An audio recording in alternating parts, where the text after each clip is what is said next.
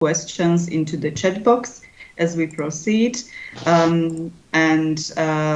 This is perhaps a good opportunity to start and welcome all of you into this Microsoft GlobSec webinar titled What Actually Works? Measures to Fight Against Information Manipulation in the Online Space. I'm really pleased that we were able to put together this distinguished set of panelists together. So I'd like to introduce them to you now. Perhaps you already know them. Mrs. Cornelia Kutterer, who is a Senior Director at the Rule of Law Responsible Tech and Competition team at Microsoft Europe. So welcome, Cornelia. Then we have Ruud Oosterwood, founder of the drug company who uses games and education to fight against disinformation. So I'm really curious to hear about these out-of-the-box approaches to fight against disinformation. Welcome, Ruud. And finally, we have also a representative from public administration from the UK. So a nice, diverse set of panelists. We've got Mr. Henry Collis, Deputy Director at the National Security Communications from the UK Government's Cabinet Office. So I'm also looking forward to share your insights on strategic communications from the UK Government. Cabinet just to begin with and to share a bit of like housekeeping rules, we'll start with an introductory remark from the speaker, which will be followed by an interactive discussion. And as I said, please feel free to drop your questions into the chat box so that we can get to them. The reason why we decided to approach this webinar from the perspective of measures and actual sort of practical discussion of what works is the reason that we all know that no society is actually immune from disinformation. The COVID-19 pandemic has exposed its seriousness in a full scope. I think now nobody can really say that this is an issue which doesn't touch our society, and it doesn't really matter if you're based in Eastern Europe or whether you're based in the US or in the UK. But essentially, it has become a massive problem that we do need to somehow address. And I think there's been a lot of talk in terms of, how prevalent disinformation is, how impactful it is. But in terms of measures, it still seems like, and personally to me, it does seem like that because I'm based in Slovakia, disinformation here is a massive issue for us, that we talk a lot, but the impact and actually seeing something done about this issue, I think is lagging behind. And also, I'd like to have this conversation in a bit more maybe optimistic way. I think we all need to hear some good news in terms of what actually can be done. So I'm just glad that we can have this conversation from the creative point of view because we've got all these three speakers who have a great experience in the area. So I'd like to now give the floor to our panelists. And let's start with Mrs. Cornelia Kutterer. We are curious to hear about your take on what does it mean to be a responsible tech company in a 21st century, and what is the role of big technological companies in curbing disinformation. Over to you, Cornelia. Thanks so much, and thank you for having me. I come obviously from a very specific perspective within the Microsoft family. I'm sitting here in Brussels, and we deal largely with the European perspective.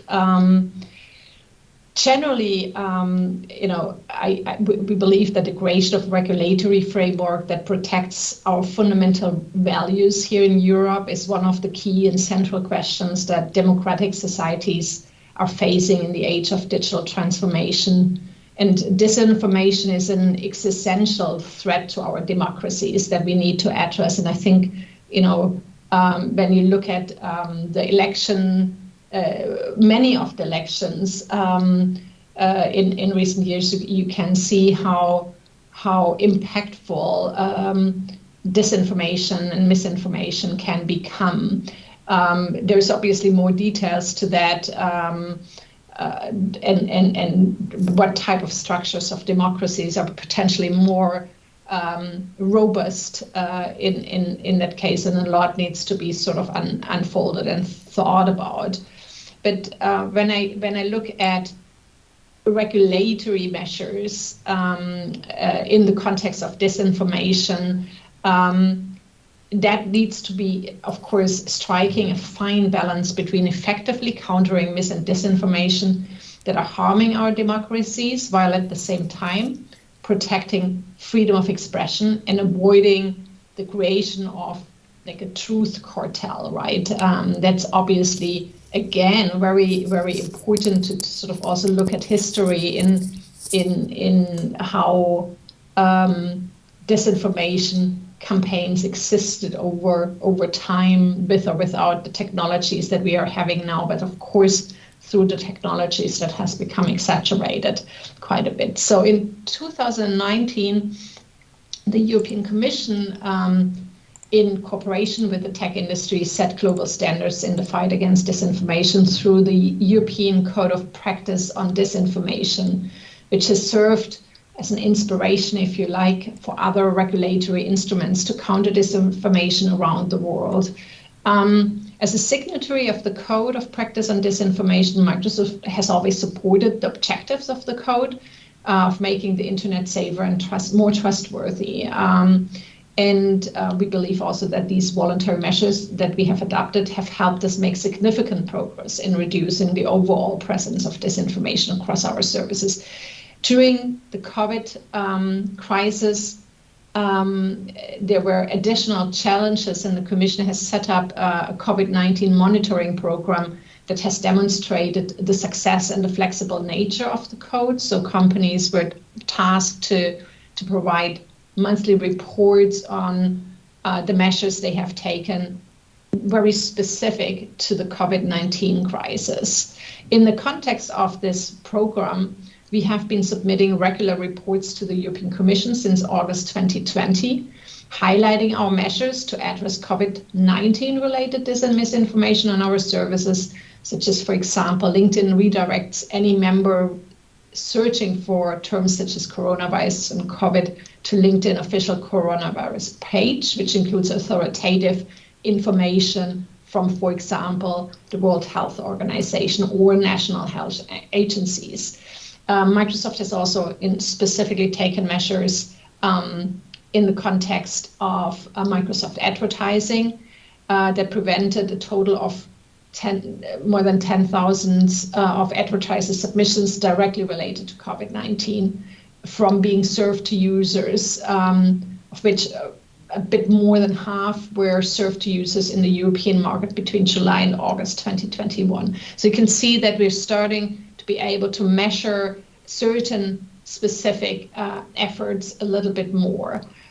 In this context, I shall say, of course, that Microsoft services are not the primary vector. We do not have a general purpose social media service in which much of the dis and misinformation is promulgated. But as a company, we of course see our responsibility to contribute to solutions in this context. So to give you just one or two examples, and the innovation space in this area is of course absolutely necessary to move forward. So we have invested in new innovations such as partnering with the BBC, CBC and Radio Canada and the New York Times on Project Origin, which is a technology that identifies deepfakes. We've also played a leading role in the launch of the Coalition for Content Provenance and Authentication, a technical standard body to guide development of tools that verify the source and authenticity of media provenance. What in the context of the Code of Practice is worthwhile mentioning as well is that we have this long-standing partnership with NewsGuard, through which Edge users or browser users can assess the trustworthiness of displayed news based on a label which is more or less comparable to the Nutri-Score but for news. And this is independently built up by trained journalists as well. And the last point that I would like to raise in this introductory remarks is that we believe we need to think about this not only in the context of the specific measures on platforms on which dis and misinformation is prevalent, but also in the broader context in how the news ecosystem works.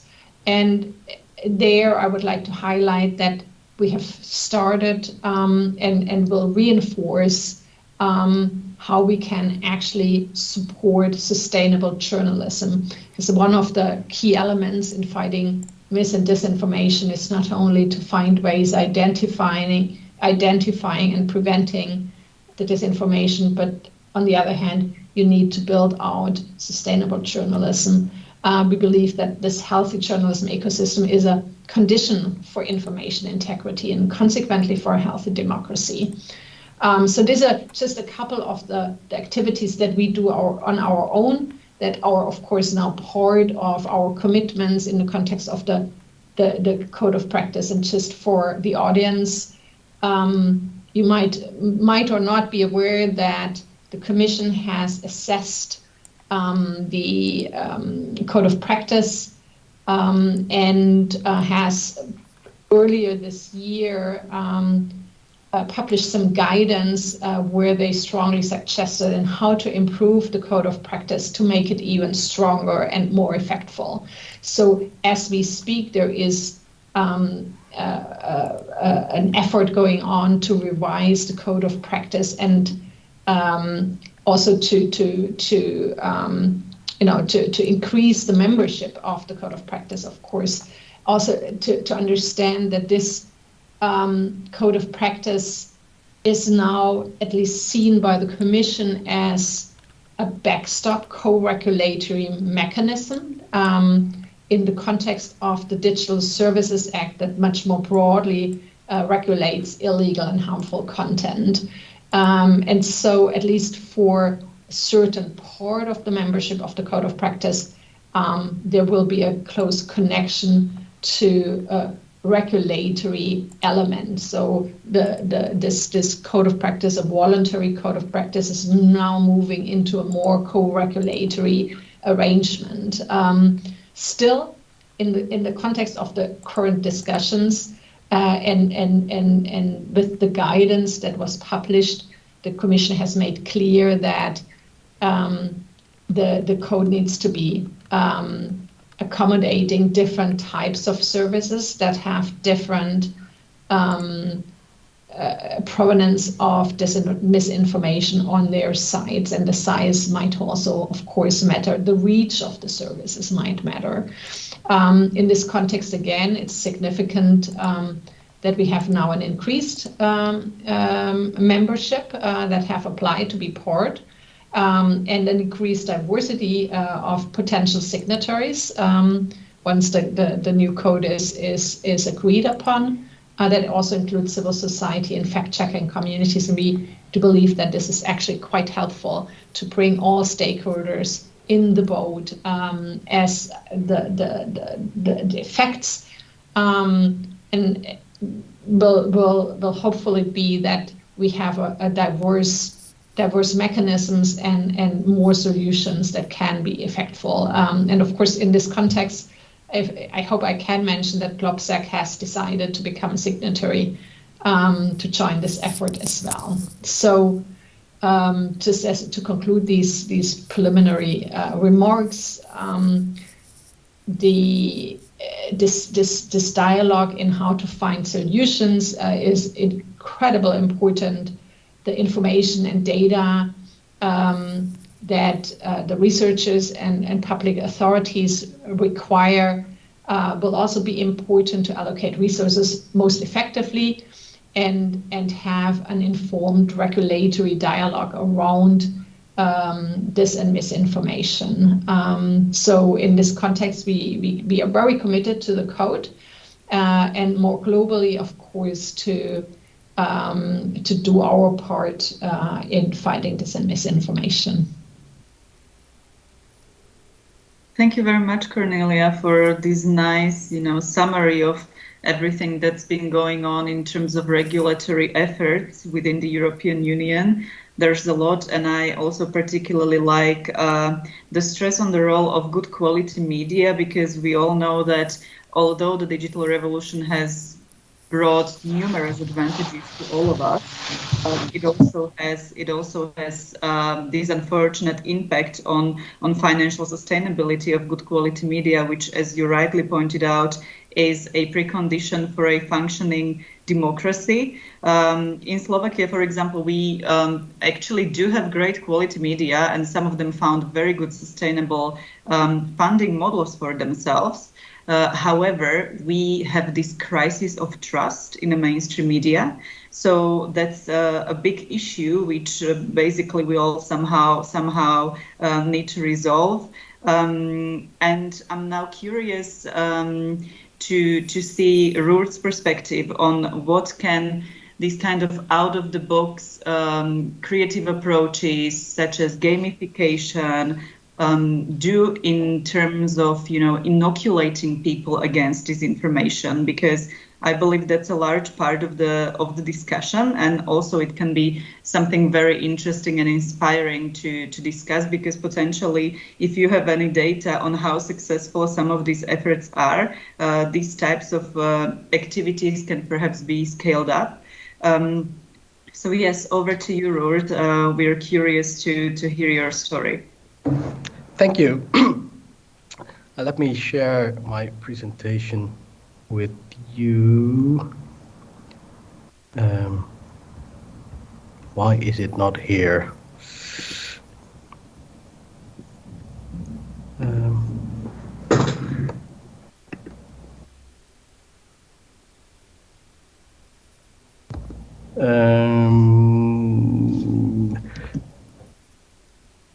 I can also share the presentation if that's easier. Yeah. I somehow can't see the screen on my. Sometimes that happens. I'm happy to share it. Just let me know when to move to the next slide. Sure. Right. Do you see the presentation? Yes. Brilliant. I'll just do this. Okay. So. So pre-bunking or the inoculation games is one of the things that we've done in the past, and I'm going to show you some things about it as well. But what I'd like to talk to you about more is even what works and the 5 different levels to measure and increase data-driven impact that we'd like to sort of use or are already using, or like to propose that we start using together. Can you go to the next slide?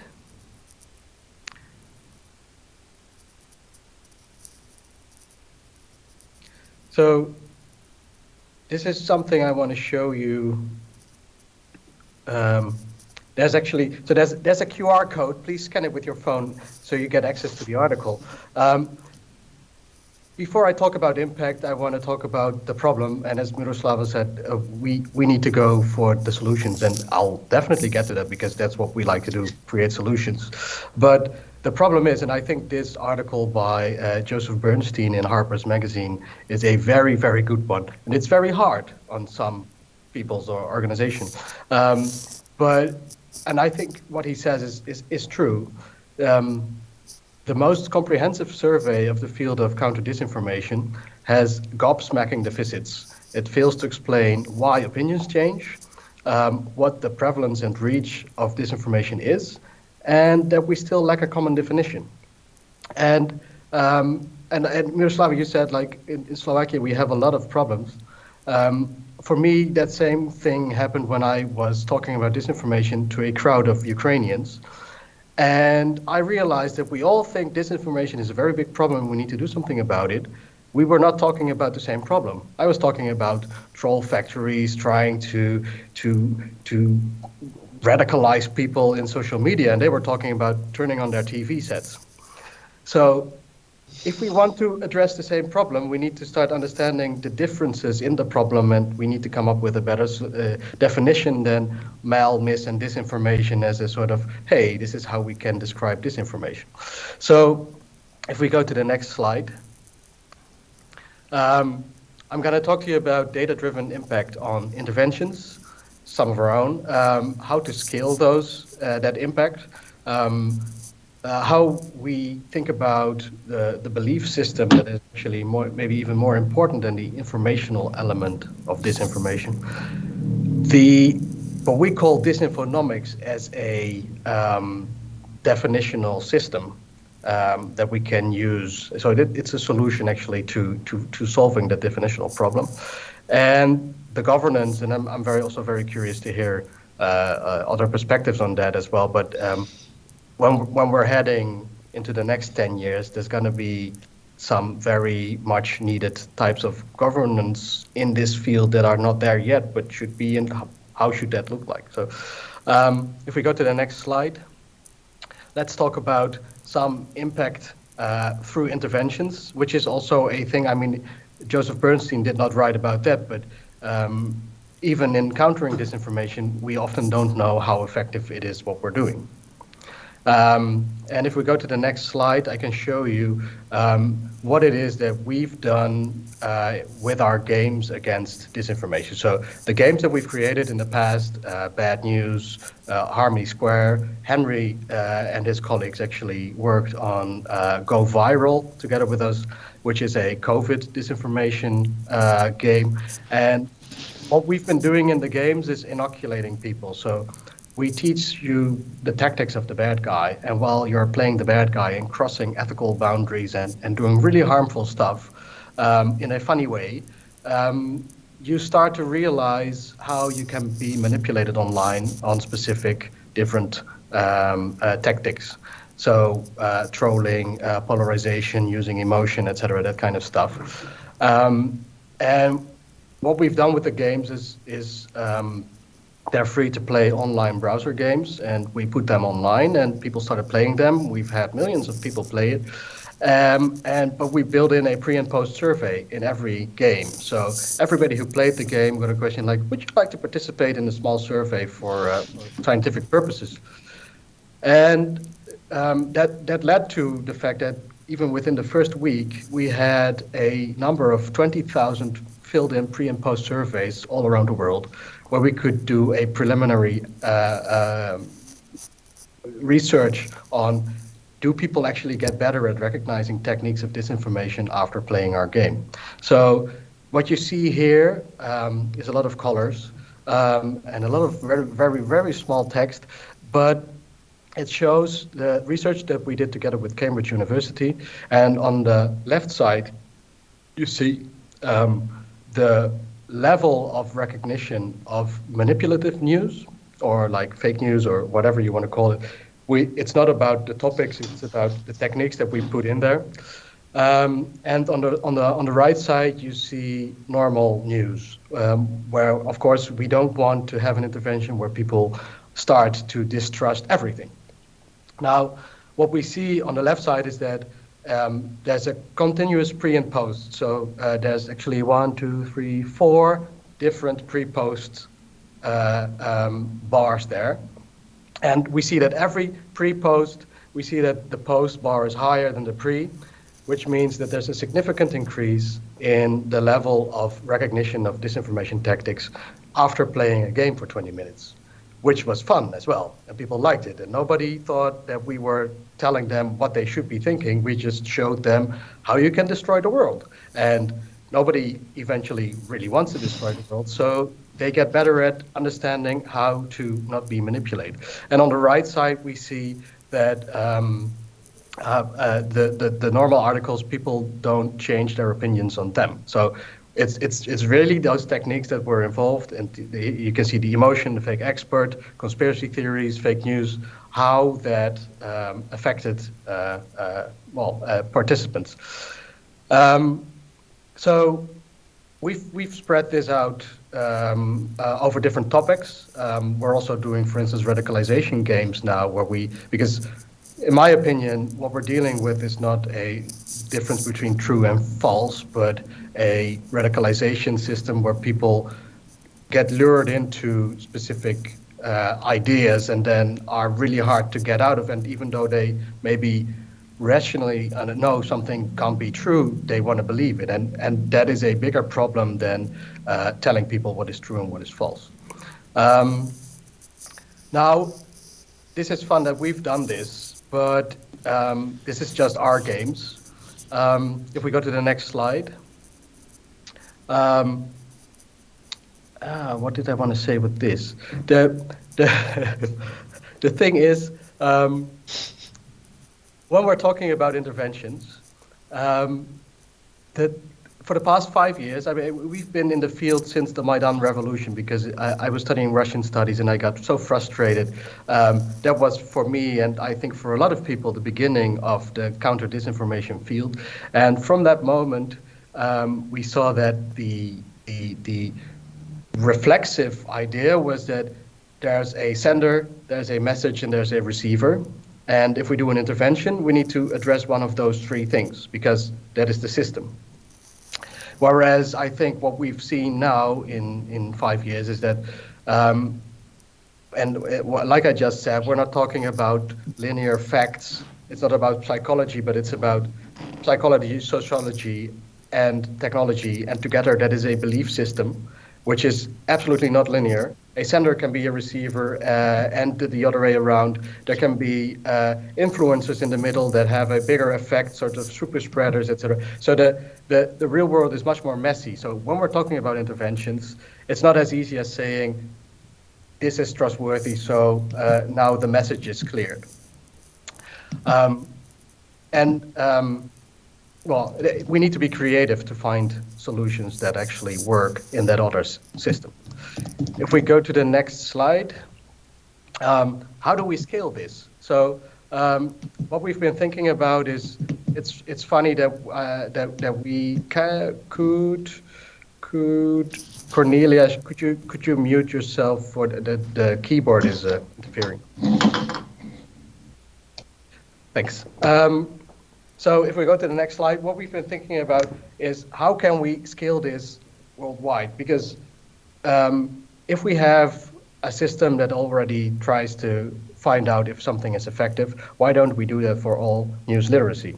And what we've been trying to do now is set up a center of excellence kind of organization with field labs across the world, where we can test on target audience, like what target audience is actually best affected by this intervention, what are stakeholders, because eventually it's also about cost effectiveness, because we can create something very great, but if it's like too expensive, we're not going to use it. So how can we create a cost effectiveness measurement in that as well, and have stakeholders across the world using that or paying for that, and can we actually see if it's effective or not on the specific target audiences?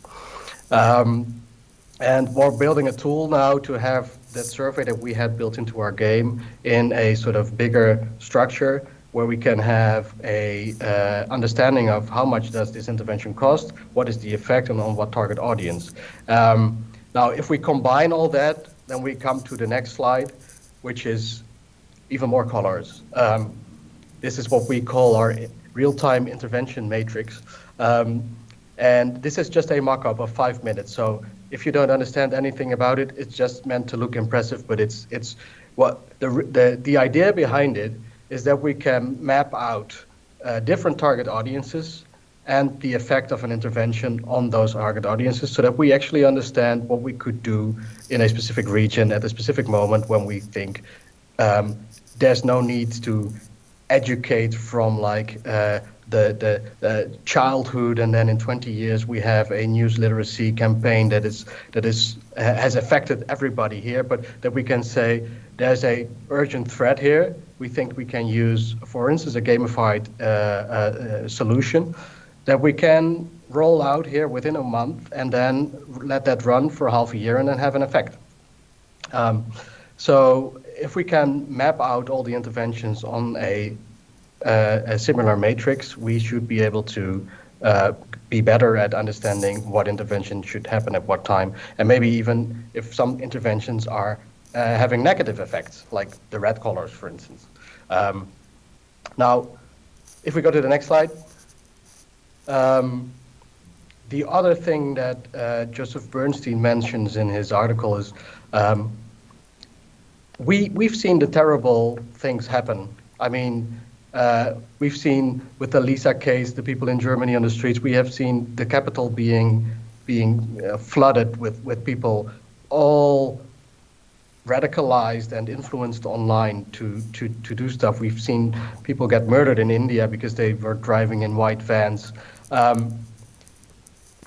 So we do know that the effect is there, but we still don't know if and to what extent disinformation has an effect on elections. I mean, we don't have the data, we don't have the measurements. And if we go to the next slide, and this is actually something that we've worked together on with Microsoft as well, is we try to design a controlled environment, which looks like Twitter, where we can load in data sets and have real people in there to actually influence them and understand if we can make opinions change. So if we have fake elections in a fake environment with people that are paid to be in there as a scientific project, we might be better at measuring what the real effect of different techniques of disinformation are and what we should be looking into in addressing as a like the most vicious problem that we need to address.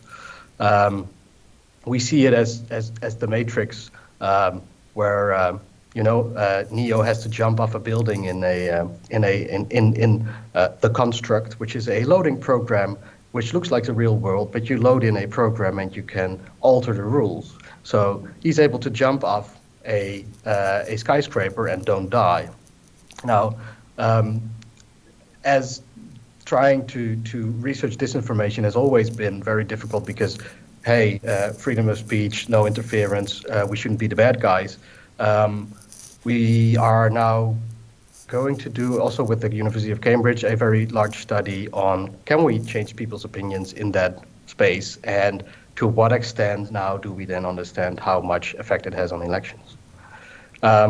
If we go to the next slide, yes, the disinfonomics. Who benefits? So the definitional problem. We have an idea on how to identify or specify different types of disinformation on the basis of its business model. So if we go to the next slide, this is as an example. How does a baker make money? And this is a recursive algorithm that shows you the least amount of transactions you need to be a baker. So one of the things that you do is you give money to the miller and you get flour. That is a very important transaction for a baker. Now, as a baker, with yourself, you trade flour plus work, you get bread. You need a bakery. Now, the bakery you need to pay for. So this is, in the end, the minimum amount of transactions that you need to become a baker and be able to go with pension at some time. But this is only applicable to a baker. So we do understand this small table here is a baker. Now, if we go to the next slide, and we call that economics. So if we go to the next slide, we're talking about disinfonomics. Disinfonomics. And this is a business model of the town called Veles, North Macedonia. And Veles is known for interfering in the 2016 elections with a lot of anti-Hillary messages and articles online, a fake news epidemic that spread from North Macedonia to the United States. Now, if we identify this as disinformation, we need to understand what the business model behind it is. And if we look at the business model, the only reason that they were active online was to sell supplement pills or Rather, have people sell supplement pills and they get an amount of money for every traffic that they bring in that buys supplement pills. So the money that they make was through a contract with the supplement pill supplier. What did they do? They hired local teams to give them money and get sock puppets in return. So the sock puppets were sitting in the gym halls, writing up bogus content with their fake accounts. But they did one very important thing as well. So a transaction that really needs to be in there is that they use TaskRabbit or Upwork or whatever to transfer rough English to native slang, because it only works. And this is why they were better at this than the Internet Research Agency in St. Petersburg, because they thought they were good at English. Having native slang made it much, much, much better accepted in the region that they were targeting. Now, in the end, what turned out to be the case, writing stuff about Hillary Clinton made them sell a lot more supplement pills. So the election interference from Veles was a full byproduct of a business model to sell supplement pills, which means that if you look at those transactions and you want to come up with an intervention that it doesn't happen from Veles again, you should probably stop the sale of supplement pills during elections, or do something else with one of those transactions. But it needs you to think more creatively about this, because this is entirely different from sitting in Ukraine, turning on a TV and getting a lot of disinformation. There's a whole different structure behind it. And I think we can come to a basic set of 10 different business models that identify those specific types of disinformation, so that when we address it and we come up with interventions, we're talking about the same type of disinformation, that those interventions also actually work. Next slide. The data-driven governance. So we all know that the DSA is coming. There's going to be a lot of changes with that. We're hearing a lot of stuff about Section 230 in the States as well. We're seeing a lot of regulation coming through, and we don't know yet what it's going to change and if it's going to be effective. But if we go to the next slide, I know that Cornelia has a team, or at least Microsoft has a team that specifically focused on the DSA and what's going to happen for Microsoft as a company, which you could see as like the private part. There is a public part as well, which is like the European Commission, everybody working on what should that DSA look like. And then there's the civil society part, which is like, hey, but we're protecting civil society here. You should all listen to us. Now, if we're talking about making the DSA work, there should be something right there in the middle, which is not there yet, that is capable of implementing the things that can get out of the DSA in a way that it's not a government thing, it's not a fully private thing, and it's not a fully civil society thing. And it's not there yet. And it's gonna be needed at some point, and we're thinking about what it should look like. We don't know yet, but we do know that we're gonna try our best to make something happen there in the middle. That's so. As you said, we've started off designing games using inoculation theory, making a pre-bunking thing, which I think should also be part of the code of practice when joining social media. Why don't you play a game or get like advertising space to play a game to actually understand the workings of social media and manipulation before you actually encounter it. But that was just one part of our work, and as you can see, like the stuff that we're focusing on right now is how can we make a governance structure possible for when the DSA hits. Well, I think I've been talking for a very long time. I'm sorry for that, but thanks. No worries, it was a super interesting presentation, and for me personally, knowing that your gaming basically works and that you can measure the impact through pre-imposed surveys data, to me that's a very optimistic message, because for us, it definitely shows that there is a way to counter disinformation, and you can measure the impact, which is fantastic, and you don't have to do it just through public opinion poll surveys, which are very useful, and we do them all the time. But this is definitely something that can be utilized, and as you said, scaled up.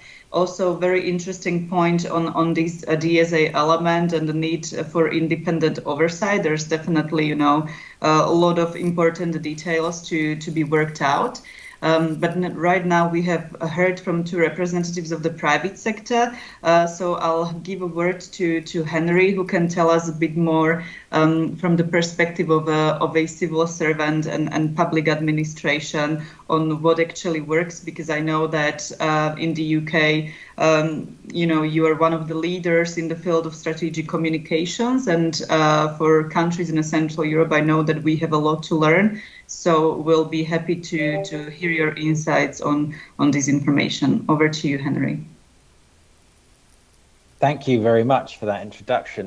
Yeah, I mean, I wouldn't say you have a lot to learn. I think I would say that both parties have a lot to share. I think my work building, partnering with nations across Central and Eastern Europe to look at the UK's models for strategic communications benefited a lot from understanding the specific context of all of the partners we worked with and the kind of challenges they were facing, because disinformation sort of manifests itself in different ways in every country. And also some of the countries we were working with have experienced this challenge much longer than we have in the UK, thinking particularly about our Baltic partners, and them being a rich source of learning about understanding the different tactics that are used and how they're used in combination with different vectors, particularly by state actors.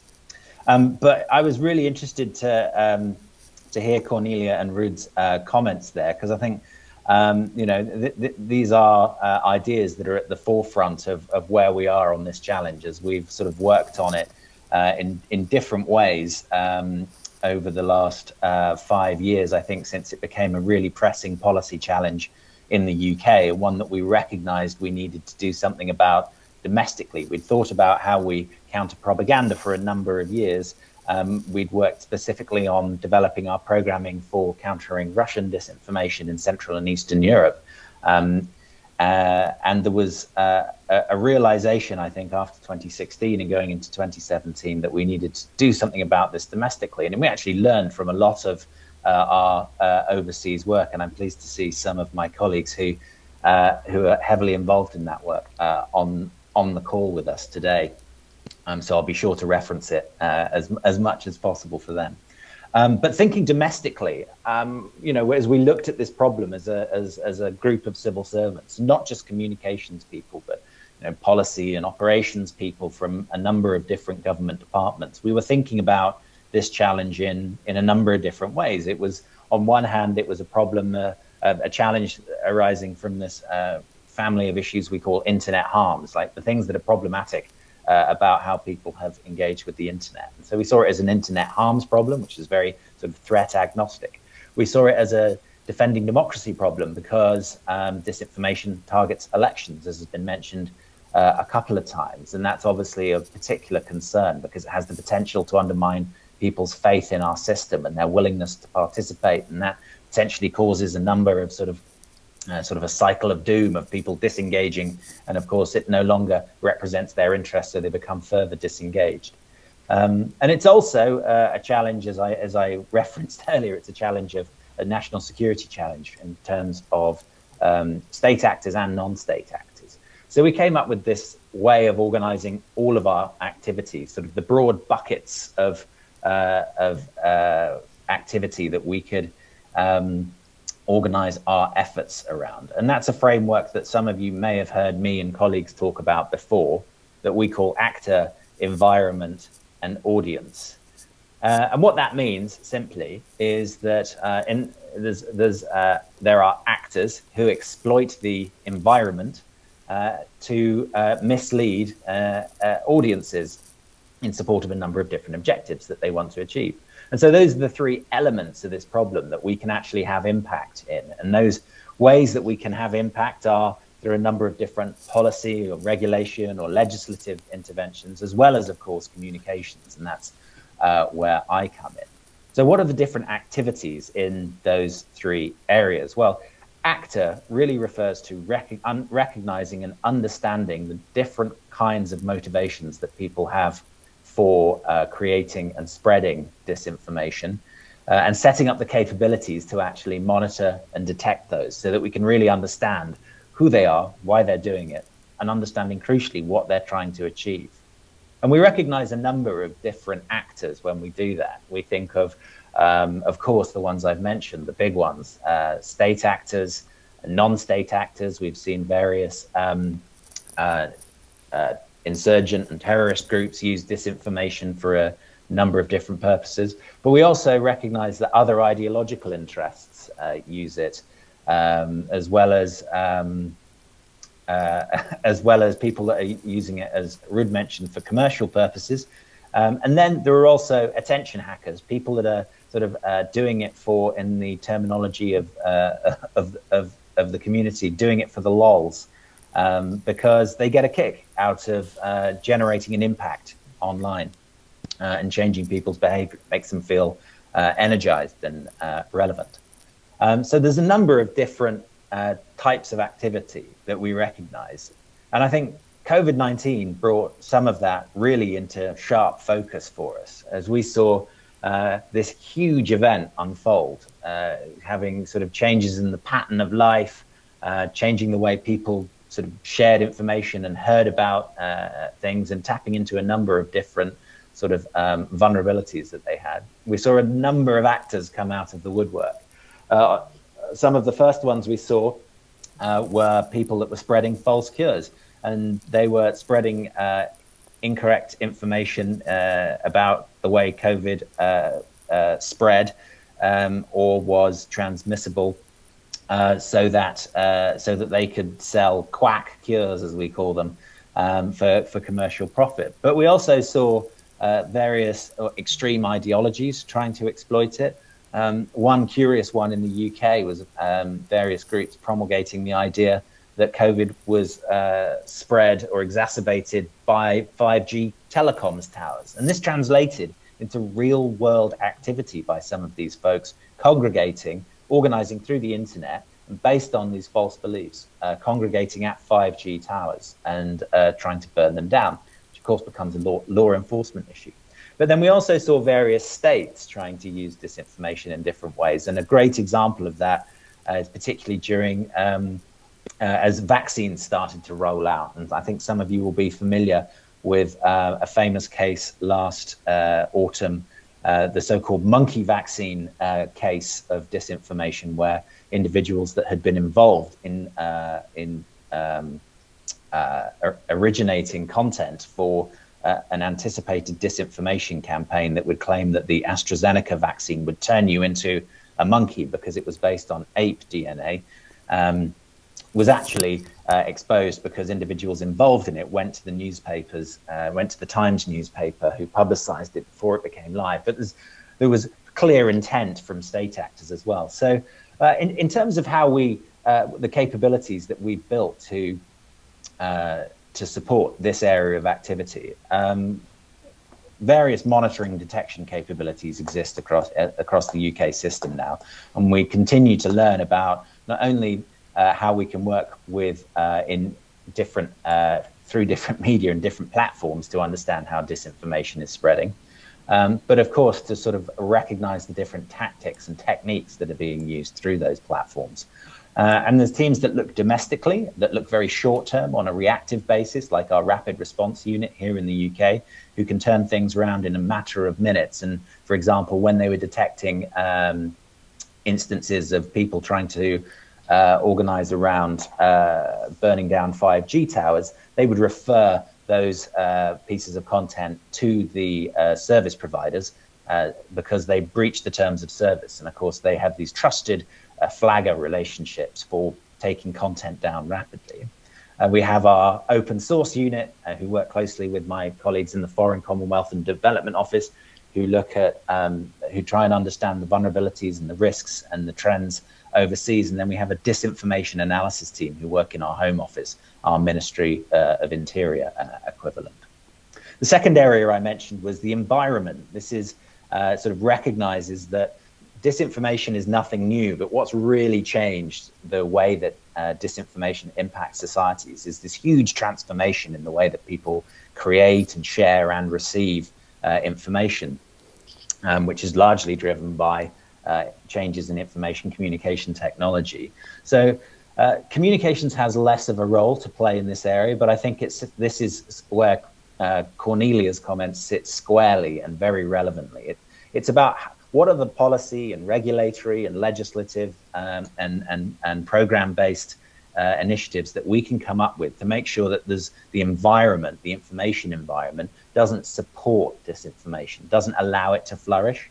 And there's different things we can do here. There's different things we are doing. For example, looking at the online environment, thinking about how platforms are configured, and working with tech companies to make sure that they don't make the problem worse. And during COVID-19, I think we saw a complete shift in the level of cooperation between the public sector and tech platforms.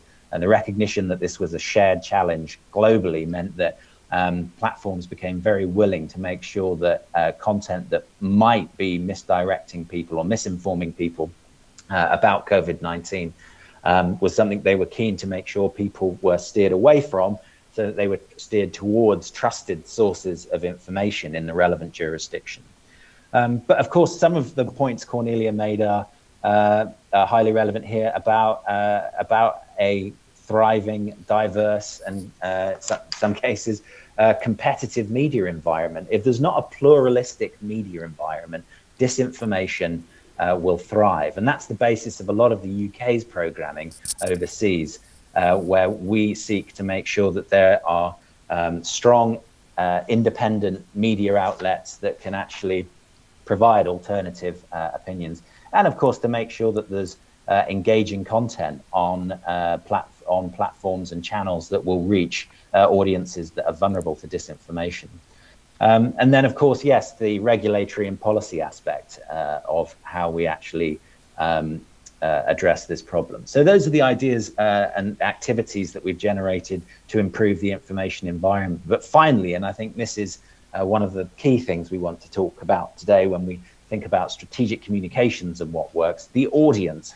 How are we actually looking at the audience? Now, I mentioned the actors, they're all trying to achieve some kind of impact with different audiences. So there's a bit of interplay between these two things. But when we think about the audience, away from what the specific threat is to, we need to think about it in a risk management way, distinguishing the threat from the vulnerability. And we have to look at the underlying vulnerability that audiences have. And the fact is, the research shows that some of the people that are most vulnerable to disinformation are the ones that think they are invulnerable to disinformation. Vulnerability to disinformation isn't correlated necessarily with low levels of education or low levels of socioeconomic conditions. It affects all of these different demographics in equal way, because the way it's used by different actors is a very ideologically agnostic way, and it actually seeks to tap into highly emotive topics so that it can sort of exploit them and cause, in some cases, exacerbate social tensions and divisive discourse. So some of those vulnerabilities that we think about, well, there's vulnerabilities that are inherent to the individual, things like how their level of media and digital literacy and how they check sources. And this is where Ruud's work, I think, really becomes particularly relevant, because it's one of the key tools, and I think one of the most innovative and effective tools for actually improving those behaviors. So the first category of sort of communications activity is how do we engage audiences to improve their literacy on these issues. And we think of digital and media literacy, but actually, if you look at the research, one of the key challenges we've had with COVID-19 isn't just the way that people interact with the information, it's the challenge of health literacy. What is the actual understanding of the concepts behind medical challenges? The second area we think about is what we call counterbrand activity. So where disinformation is targeting a specific issue and trying to engage and persuade an audience in support of specific objectives. how do we actually compete with that in a way that brands compete as well? And brands don't compete normally by saying bad things about their adversary or their competitor and trying to undermine them. They actually compete by trying to sell their own vision to the audiences that they believe are the ones that they need to influence, or the ones that their competitors are trying to influence. So, for example, when we were trying to counter vaccine disinformation, what we needed to do was to understand which audiences were hesitant to vaccines, which ones were being targeted by those that were spreading anti-vaccine content. And we needed to engage them with the facts, with an alternative vision, and we needed to make sure that the voice of those that were advocating vaccines and explaining the science of how vaccines work to those audiences, making sure that they were properly engaged and that we were competing for that narrative, but in a way that didn't engage directly with the narrative of the adversary. And then the third area and way of sort of using our communications practices to prevent these social tensions from exacerbating divisive discourse is this idea of community partnering. And that's more analog, and it's very hard for us to actually build this as a tool. It's not cheap and easy like putting ads on Twitter or rolling out some ministerial statements or even running a marketing campaign. This takes long-term trust building activities and puts them at the center of the approach. And this is something that we've learned and building on from our counter-terrorism and latterly our counter-extremism work. And it's about recognizing which communities are vulnerable and targeted and affected by disinformation on certain topics, and finding credible interlocutors with them that might not necessarily be aligned with the government, but these are groups that are never going to listen to the government as spokespeople. So how can we work with civil society to build bridges into these vulnerable communities and find these intermediaries who are actually going to not necessarily agree with the government, but try and prevent these audiences from falling prey to these objectives that some of our adversaries, that these various actors want to. So those are the three areas that we think of. And in that third category, I think, again, in the UK, our vaccine work is a good example of how we used that, how we found trusted groups and trusted intermediaries, religious groups with certain communities that we knew were hesitant to vaccines, that were vulnerable to exploitation by anti-vax content. I live in quite a diverse neighborhood in central London with people from all over the world.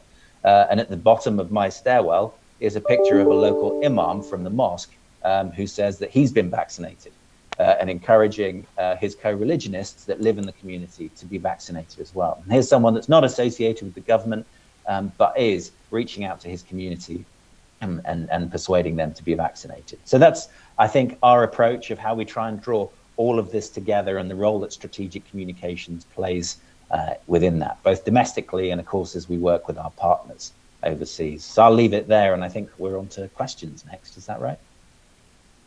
Thank you very much, Henry, for this really complex picture. You make it sound so simple, but actually what you're saying, all of these elements that you have to have in order to achieve the desired result is actually a pretty complex picture and very, very difficult to achieve under certain circumstances, because if you don't have one of the elements, or if you don't pay enough attention to one of the three key elements that you've mentioned, then your strategy is basically breaking up and the desired outcome may not manifest. So the key message that I'm getting from your intervention is that basically what you need is a very, very good coordination in all of these activities.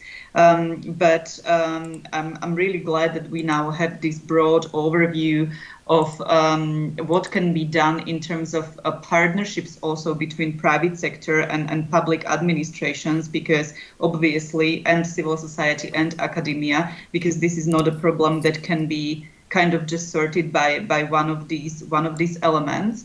In some countries, such as Central and Eastern Europe, we are reaching a point where disinformation promulgated, whether as you both Ruud and Henry mentioned, whether it's through TV or through social media, has a really negative impact on human rights.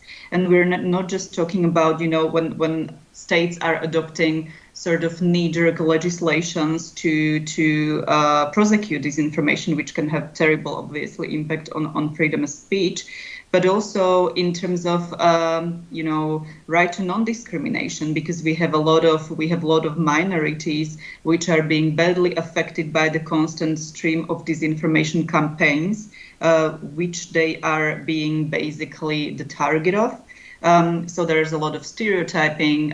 There is a lot of hate speech. There is then a lot of even legislative efforts to reverse the progress that has been made in the area of human rights. So my first question would actually go to Cornelia. What do you think? How can we safeguard these human rights in a time of this digital revolution that we're undergoing? And what is the responsibility of technological companies in this respect?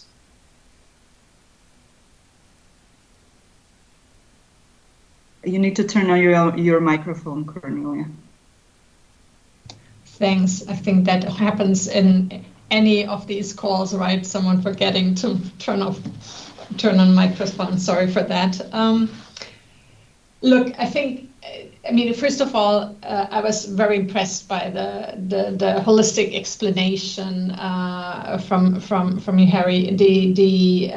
I think that aligns a lot with what I was saying. Is there's not one single solution to the challenges that we are facing. And while we're thinking about the challenges we are facing with the technology, let's also just remind ourselves what the technology brings as advantages to precisely also the same fundamental rights. So first of all, I think companies have over the last couple of years realized more and more their own responsibility. At the same time, there is sometimes, at least in some of the services, potential tensions between the business model and actually achieving the outcomes. I think we need to talk a little bit about that as well in terms of where the guardrails are actually needed in order to facilitate those tensions if they are not solved themselves. And we have seen this in the last couple of years a number of times. For example, when brands advertising online were threatening to boycott because they didn't want to be associated with certain other bad actors. And so it shows that there is also values that companies try to defend in this space. We believe that regulatory frameworks will, and we can see this on a global level, even so I'm focused on the European Union's regulatory framework. We can see in a way, if you like, from a constitutional perspective, that governments are now living up to their obligation to protect fundamental rights. Of course, that's primarily a governmental obligation. And then we have, of course, the UN resolutions that provide guidance to how companies have to or should help to safeguard fundamental rights. The challenges that we, of course, have in this space is and I talk more about the European framework, that's what I know best as a European lawyer. There is no absolute rights, and we have this, when you have the tensions between privacy and security, you have the tension between safeguarding or promoting freedom of expression on your services versus the protection of certain groups of users. So you will see terms of use to protect against hate speech. Often those terms of use might actually go beyond what is legally prohibited. You also have to consider there's on these platforms, there's of course freedom to do business. Just by the way, not necessarily a fora right on those platforms is something to consider. Something different, by the way, also in the context of media law, where you have on public broadcasters through, for example, regulations such as the Television Without Frontiers, or now the Audiovisual Media Service Directive, where such rights might exist, or, for example, in national legislation in the context of election, where certain parties have rights to be heard in an equal level that doesn't exist in the online world. So the regulatory environment, how to protect those different rights, is really, really complex, and sometimes also in tension with each other. And I give you a couple of examples that we have just recently lived through in the context, for example, of sexual child abuse image material, where suddenly the platforms were confronted with the fact that they because of changes in laws, they would no longer be able to scan against the known sexual child abuse image material, and in a very short and helpful way, the Commission then had an interim regulation, so to allow them to continue something which I think everybody would agree is a public safety necessity on those. But there were, over a couple of months, this very strong fight again between child protection and privacy rights.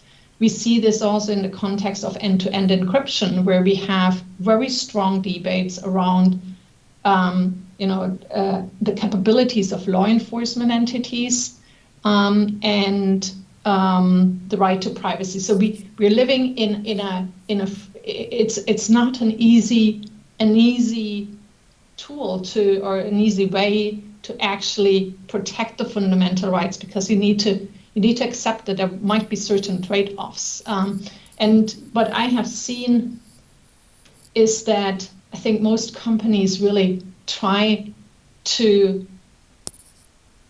think through this very thoughtfully through these ways. Sometimes regulation is actually helpful, because some of those decisions shouldn't be made by the companies themselves. They should be made by the governments.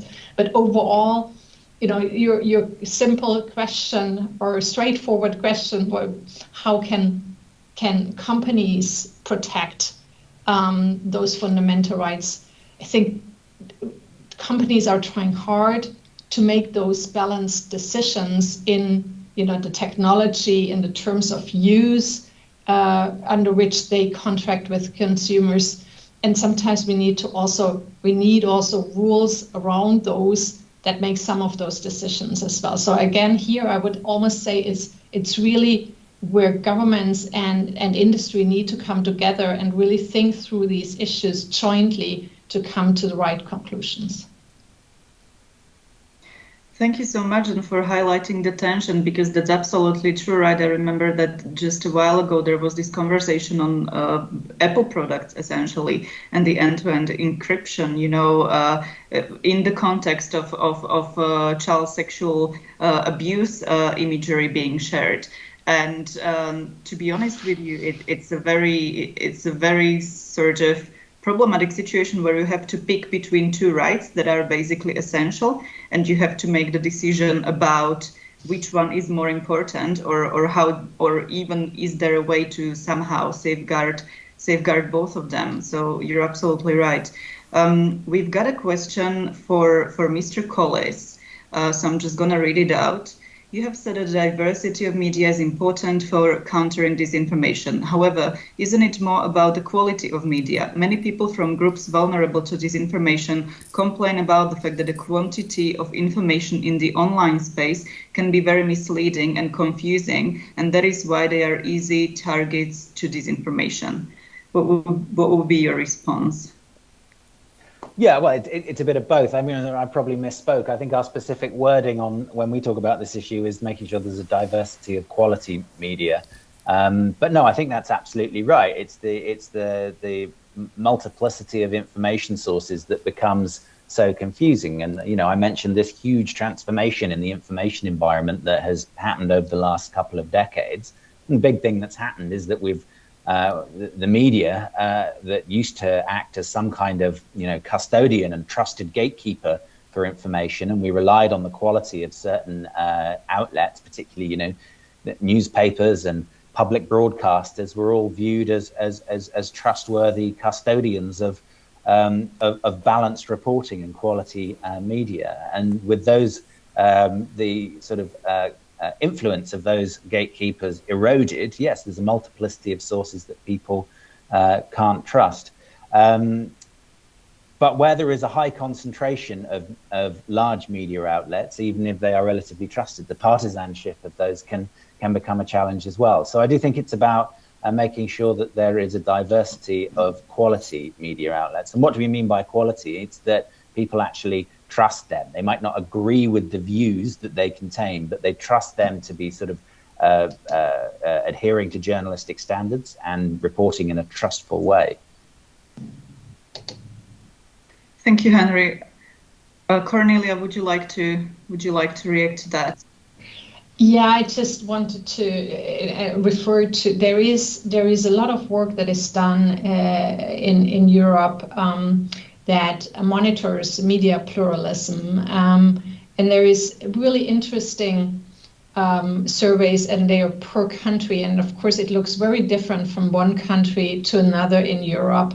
The diversity, there are certain threats, and I don't have all the data in my mind, but it's worthwhile for everybody to look at the Observatory on Media Pluralism that is issued every year, to the types of new threats, and some of the new threats really also come from the concentration on the social media that sort of even strengthen media concentration in certain countries as well. You have a correlation that exists between the media concentration and on the one hand and the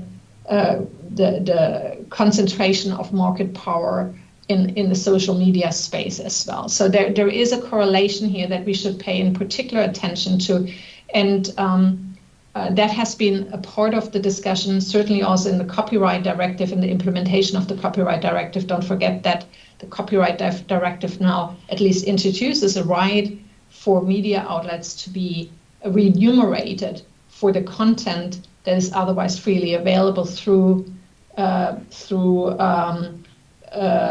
media, through the online platforms. And that space is really interesting to look at, and how the concentration is actually a part of the problem. So I think there needs to be a little bit more thinking in how we can make journalism more sustainable again, and we are certainly looking at this in great detail. Absolutely. And in terms of the media landscape, I'm just going to promote our recent study right now, but we just published Vulnerability Index a few days ago, which basically measures vulnerability of 8 Central European and Western Balkan countries according to foreign malign influence based on 5 dimensions.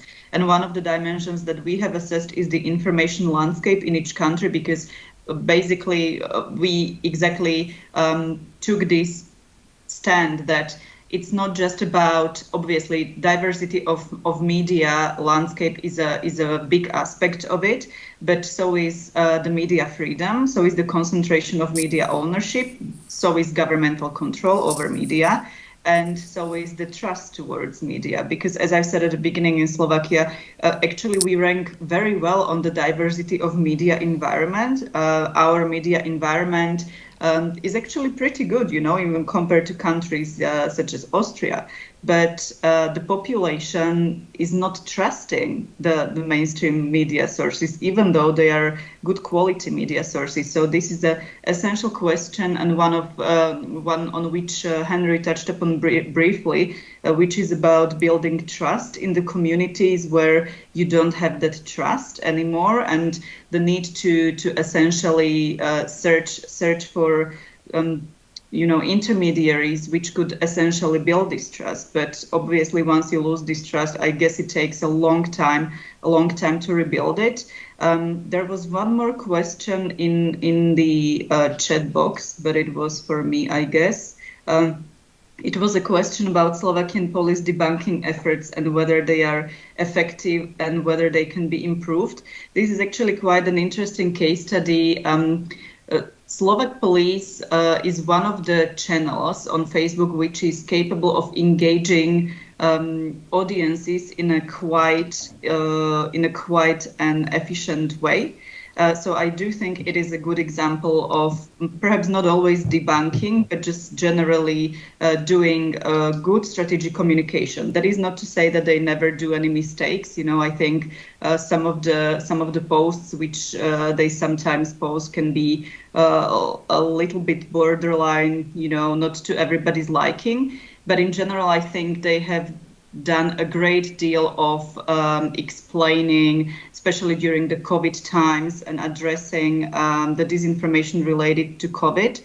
And it's one of the things that we have discovered is that basically COVID has kind of tested the public institutions and thrown them into the water, and they had to learn to swim on the go, basically. And many of our public institutions substantially improved their engagement with the public. So in a way, this sort of COVID test, even though it's very difficult to go through, is basically forcing public institutions and a society to make progress very quickly, because often it is a matter of life and death. I'm just concerned about the time because we have 10 minutes left, and perhaps this is a good opportunity for all of you to basically tell us some closing remarks. And since we're focused on practical measures, maybe I would ask you to keep your recommendations on the practical side. So perhaps let's start with Ruud. What do you think in terms of fighting disinformation? What is the next practical step that societies need to take? You can pick an actor. It doesn't have to be general society. You can be very specific.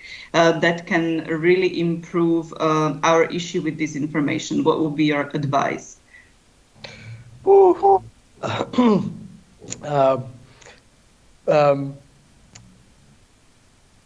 I think because hooking on to what the discussion was just about, when I worked at the Ministry of Foreign Affairs here in the Netherlands 6 years ago, the idea was disinformation is a problem that originates in Russia, and only the countries around Russia are in trouble. So we need to support independent media in the region. Now, my question would be, in the end, we do know that it's not necessary to have or even countries with good media systems have big problems. So it can happen then as well. But I'm also wondering, because it's a very, very good thing to do to support independent media, but do we know what the past 5 years of supporting independent media have changed in relation to countering disinformation? And if we know if that's successful, then we should put all our money into it. If we find out it's not successful, we need to find ways to still be very, very friendly to a lot of organizations that are dependent on more money, but also understand that it's not the way to fight disinformation. And I don't know if there's a data set that can tell that, but I think in everything that we do, we should be looking for this feels like the right thing, but is it also helping? And then take actions based on that. Very practical recommendation indeed. Cornelia, what would be your take? What's the most important thing to do to counter disinformation at this point? The microphone.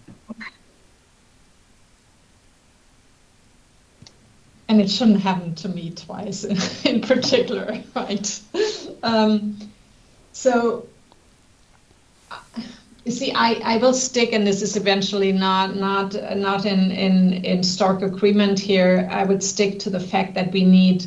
There is I hardly see how we can prioritize the one and only thing that will solve the solution. I really do believe that multiple measures at multiple levels have to be taken at the same time to advance the system. And because it is as I think it was very well described with the health issue and the health literacy versus media literacy by Henry, that we don't know what the next topic is going to be, which will cause us the same headaches as the disinformation around the COVID crisis.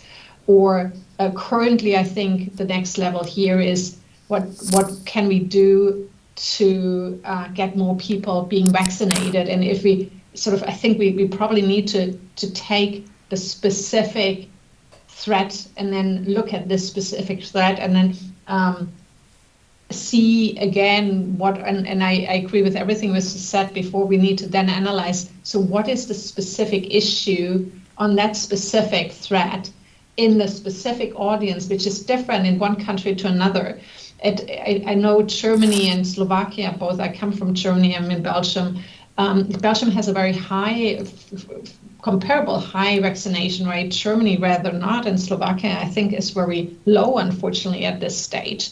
But the reasons for the lower vaccination rate in Germany or in Slovakia might be very different. If we understand it might also be related to disinformation, then let's tackle that. But it's really, I think we need to go to the specific issues and find the specific solutions but take from all the things we have learned, the tools that and practices that we have sort of built up, and the goal needs to be that we make society more resilient to the disinformation. It's not a clear-cut answer. I'm really sorry, but I don't really think there is a clear-cut solution to that. Absolutely, and it's a tough question to answer in just a few minutes, but still, Henry, do you have an answer? I have ideas and I have things I can offer, but I don't have an answer. I think Ruud's absolutely right about measuring what works, but I do think Cornelia's point about making sure that it's balanced across the whole, the interventions we develop and implement are balanced across the whole range of the problem. We had this framework, actor, environment, audience that sort of identifies the different parts of it, and there are different kinds of interventions that are going to have different kinds of impact across that. But I think Cornelia makes a really good point, which is that disinformation is different on different issues with different audiences.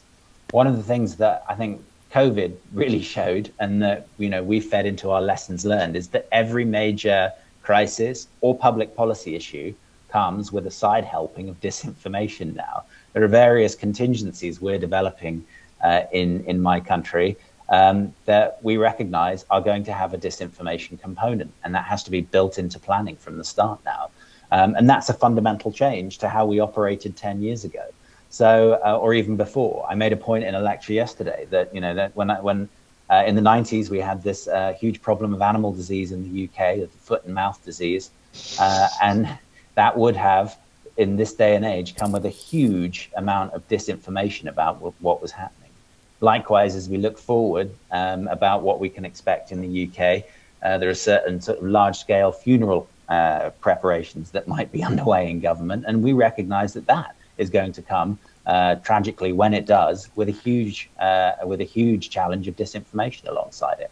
So disinformation comes with everything now, whether you like it or not, and contingency planning, identifying the risks that you face, and thinking about how you're going to mitigate them on the basis of which audiences are vulnerable to what kind of narratives. Then that's how you get ahead of this. So I think that's my piece of practical advice of how we're trying to sort of mainstream these ideas into our planning and crisis preparation now. That's a brilliant point. Yes, contingency planning, that's something we haven't addressed yet. Ruud, did you want to react? I want to congratulate Henry on having, I mean, the way that you talk about it, I love my Dutch government, but I don't think that they're onto it as the British government is. But I was curious, like, could you point out in percentages how much of the British government is now dealing with disinformation? Like, to me, it sounds like 3% of the whole government has now new tasks that are like mainly focused on countering disinformation, even like before or after thinking about it. Yeah. Yeah, I think it's a really good question. I mean, I can't put percentages on it in terms of personnel or budget because there's just so many different ways to divide that. But we recognize that disinformation isn't a job that's done by a select group of people who sit in the center. We've developed a toolkit called Resist that we've trained a lot of our personnel that work on specifically on communications, but also in other areas, not just in central government, but we've made the training available to local government as well, because press officers that work in a municipal government office are on the front line of disinformation, and we need to raise awareness of the issue with them and give them some of the tools to quantify it, assess the impact, and respond. They also need to know who to call once they actually identify this. So it's hard to say. There's a core group of people who are thinking about it centrally, but it becomes everyone's job. I think would be my answer to that. And making sure the people that are on the front line have the tools and the right phone numbers to respond to it, I think is the role of central government. Whole of government approach, totally. So brilliant. What I'm getting as a closing remarks from the three of you, I'm getting the importance of actually measuring the impact before we invest substantial amount of effort and finances into something that Ruud highlighted. Cornelia's point on the fact that all of these campaigns need to be tailor-made, that the specific demographics at which we're directing our campaigns need to be identified. We can't just have one single fit approach because there's no really silver bullet to this, which obviously makes it a very difficult problem to solve. And finally, Henry's point on contingency planning and being prepared, because you already know in advance that any kind of important news or event is actually going to come with a large disinformation campaign, which gives us the advantage of at least thinking about it beforehand and trying to prepare ourselves as best as we can. Thank you very much for this very engaging conversation. It's been a pleasure and time just flew. I hope that our audience has taken an interesting points and inspiration from this conversation. And I wish everybody a nice rest of the day. Thank you very much for coming and talking to me. Thank you. Bye. Thanks. Bye.